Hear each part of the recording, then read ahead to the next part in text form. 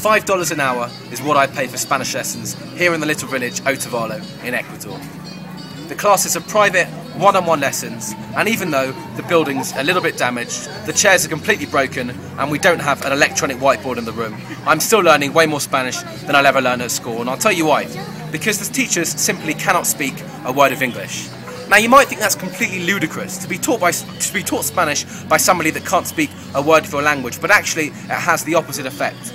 From the moment the teacher walks into the room, you are forced to understand what they're saying, and you're forced to communicate with them in Spanish, almost like a little baby. A little baby's not taught their language, they pick it up as they go along. Let me show you exactly what I mean.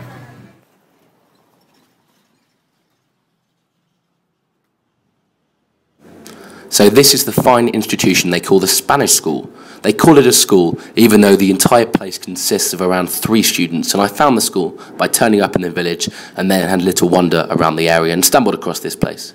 A lot of tourists like to do everything through an agency, but all that is more expensive, and also if you turn up for yourself you get to ask your own personal questions and also get a personal vibe for the area. But if we go up the stairs now, you'll see it's a very simple building, nothing like what you'd expect in the UK from a professional school, and also teachers don't have any qualifications. For example, my teacher teaches in the morning and then runs a phone shop in the afternoon, but this is my classroom and it's where I have my Spanish lessons. Para mí, de hermana. Sí. De tu hermana para ti. Sí. Es una carta para ti de tu hermana. Sí. ¿Sí? Interesante. Okay. But for now, I'm just by the side of the road. I'm hitchhiking to a little beach town called Montinita, which is supposed to be the party town of South America. I'll see you there.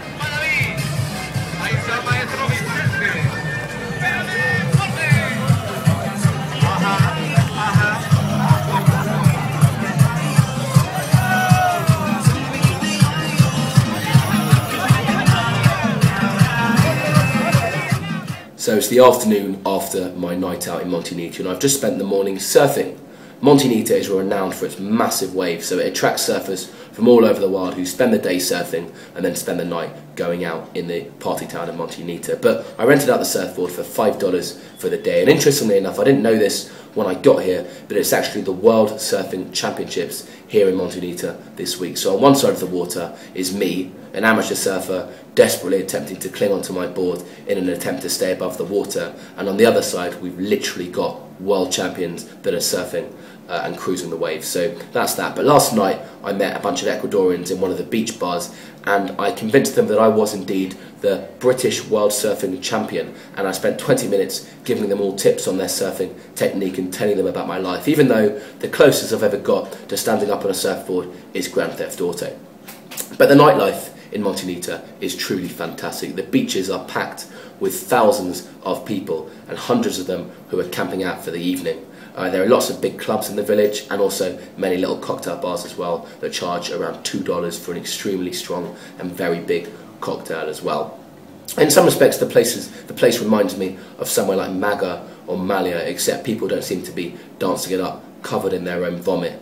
And there's also a bit more of a mature vibe and a bit more of a friendly vibe as well. Everyone's really up for socialising and meeting new people and just having a laugh really. But for now I'm going to go out and try and tell more people that I'm a world surfing champion and give them more advice on how they surf. See you later.